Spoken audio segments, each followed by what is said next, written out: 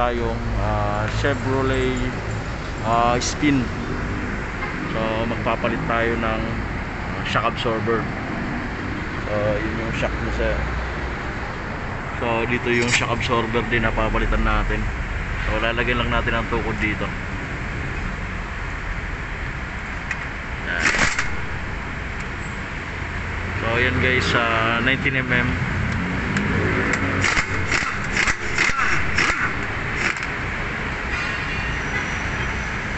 Yan.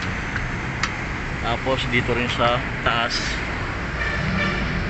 So itong dalawa yung tatanggalin dyan.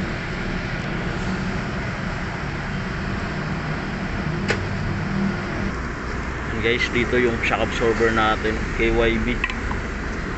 So meron pa to dito. So inilalagay yan dito guys. So yung dito, tatanggalin yan.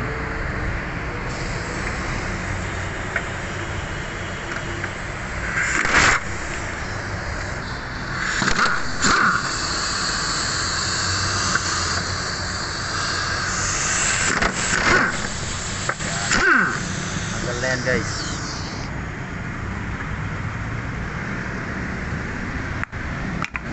So ito, ililipat natin pa dun sa bagong shock.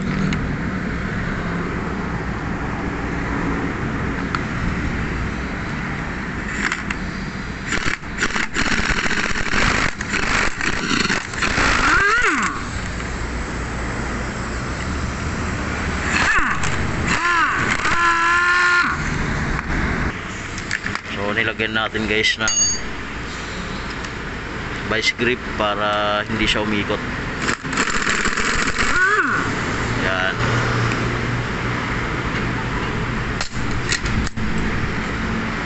So ito yung papalitan natin. Yan guys, so dito na ito nakadikit yan dito guys. So dito sa goma nya nakadikit yan. Yan. Tapos ilalagay natin yung tornilyo. Yan.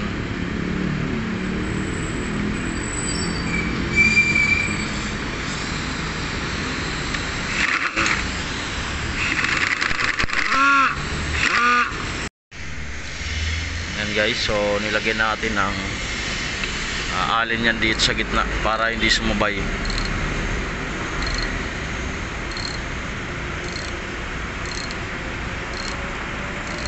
So kailangan na maglapat yan.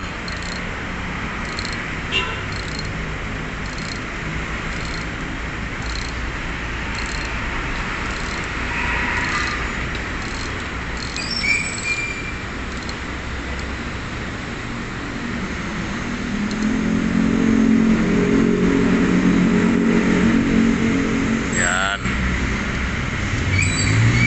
Okay na siya guys, ikakabit na natin. Yan.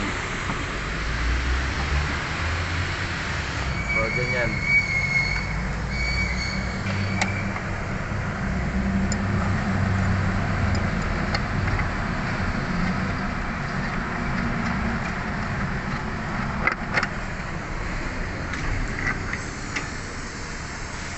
Tapos yung dito.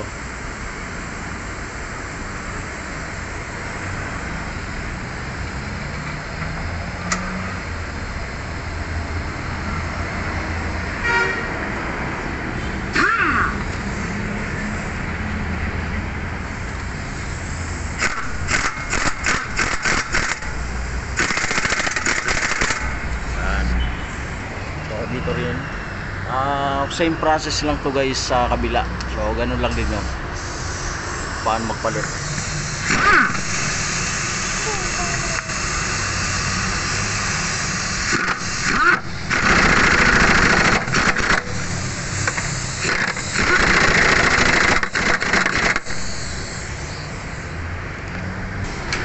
Yan guys, so parehas lang yung proseso nyan, yung pagpapalit kabilaan. So napakadali lang naman.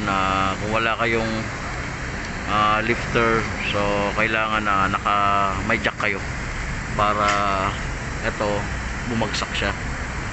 So nakabagsak dapat. Yan. So ganoon lang naman guys.